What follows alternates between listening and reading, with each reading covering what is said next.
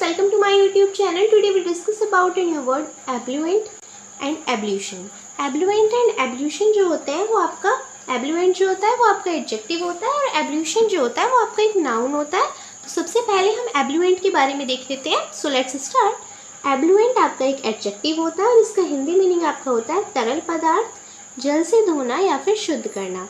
जैसे कि कोई भी चीज़ आपकी गंदी है यानी कि वो डर्टी है तो आप उसको किसी भी तरल पदार्थ जैसे कि वाटर से आप सफाई करते हैं। जैसे कि दिवाली का आपका टाइम चल रहा है तो किसी भी चीज़ को आप वाटर से या सैनिटाइज़र से किसी भी तरल पदार्थ से है ना उसको आप क्लीन कर रहे हैं तो वो आपका एब्लुएंट का आपका मीनिंग हो जाएगा, हिंदी मीनिंग हो जाएगा। Now we discuss about the English meaning washing और क्लीनिंग बाय लिक्विड।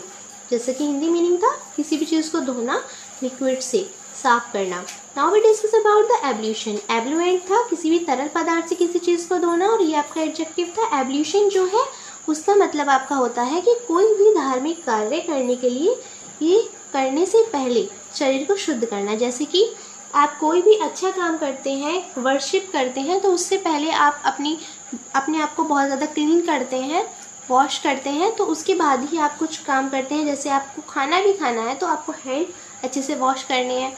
तो यही आपका एब्ल्यूशन का मीनिंग होता है कि कोई भी धार्मिक कार्य यानी कि अगर पूजा कर रहे हैं आप या नमाज़ पढ़ रहे हैं, कुछ भी वर्क आप कर रहे हैं तो उससे पहले वर्शिप से रिलेटेड कोई भी वर्क आप कर रहे हैं तो उससे पहले अपनी जो बॉडी है उसको क्लीन करना अच्छे से। एब्ल्यूशन आपका एक नाउन होता है। English meaning washing of the body before ceremonial rights, यानी कि सेरेमोनियल राइट्स किसी भी पूजा से संबंधित, किसी भी वर्शिप से रिलेटेड, किसी भी तरीके से किसी भी चीज़ से रिलेटेड जो आपकी वर्शिप से रिलेटेड है उससे पहले अपने आप को, अपनी बॉडी को अच्छे से क्लीन करना आपका एब्ल्यूशन का मीनिंग होता है।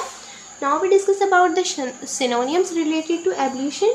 ये सिनोनियम्स जो है वो आपके एब्ल्यूशन में जो रिलेट करेंगे वो सिर्फ और सिर्फ इस बात से रिलेट करेंगे कि किस तरह से क्लीनिंग से।